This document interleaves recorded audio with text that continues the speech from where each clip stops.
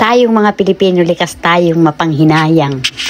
Alam nyo guys, itong kinakain ko ngayon ay meatloaf yan na tira. Kumbaga parang 2 days na siya sa ref, pero sa fridge. Pero hindi pa siya sira, kasi naka-fridge nga siya eh. Pero sa anak ko yan, wala na, itatapon na yan. Yung mga naandun sa fridge na mga leftover, itatapon na yan. Pag kumakain kami sa labas, ganyan din. Yung mga tira iuuwi. Pagdating sa bahay, wala namang kakain.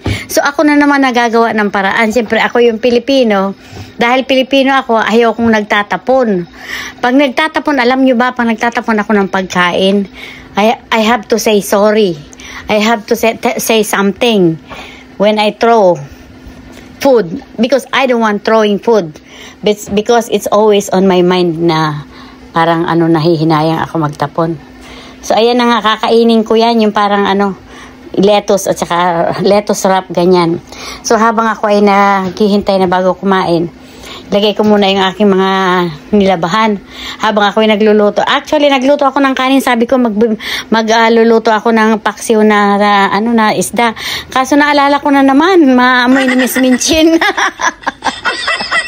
Hindi, maamoy ng manugang ko, nahihiya ako. Hindi naman bawal, nahihiya lang ako kasi lahat sila, sasabihin nila, pagpasok nila, wala sila lahat sa bahay. Pagpasok ng bahay, what's that smell? Oh, yes. Oh my God. Ganyan.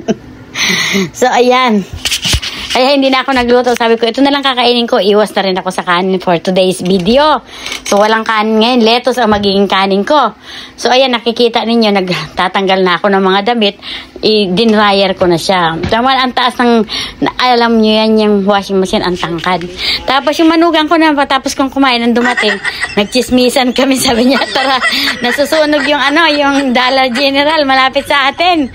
Tara, punta tayo, pumunta kami. Hindi kami nakalusot sa mismong tapat kasi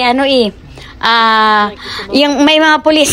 So layo ng inikot namin para masilayan lang namin ang nakakaganapan. Ang daming tao nagkukuha ng video, ang daming dyan, ang daming mga fire truck, ganyan.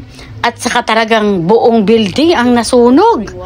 Tapos nang dinaanan namin yung kahapon after ng fire, nang humupa na lahat, ay Diyos ko Lord, walang natira.